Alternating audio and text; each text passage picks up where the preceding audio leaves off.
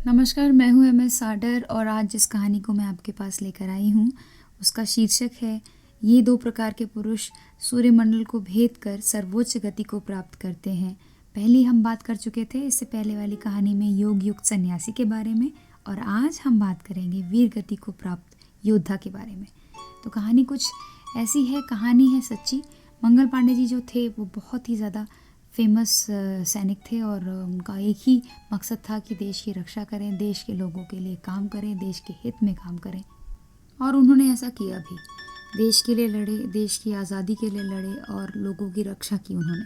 इस तरह के लोग बहुत कम होते हैं, ये जानते हुए भी कि उन्हें सामने दुश्मन उनको मार देगा, उन्हें धराशायी कर देगा, वो देश के लिए, देश के लोगों के लिए लड़ते हैं और अपने जीवन का बलिदान करते हैं। हम आदमी हमेशा डरते हैं कि कहीं हमारे साथ कुछ हो ना जाए, कोई घटना ना घट जाए, इस कारण हम डर के छुप के घर में रहने का प्रयास करते हैं।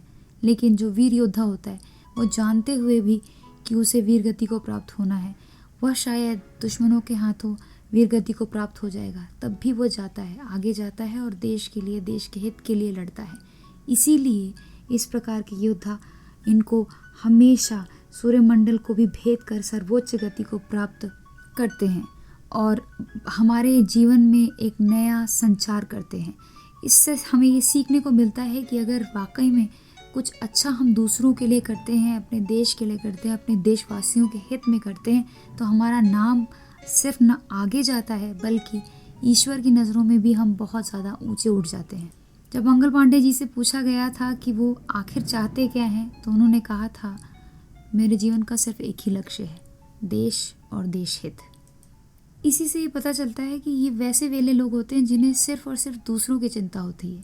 ये जन्म ही लेते हैं दूसरों के लिए, दूसरों के प्रति अपने कर्तव्य का पालन करने के लिए।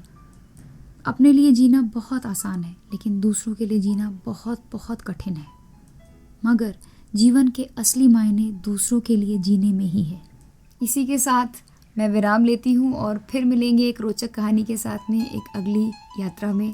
आप हमेशा खुश रहिए, मुस्कुराते रहिए, keep smiling, have a blissful life.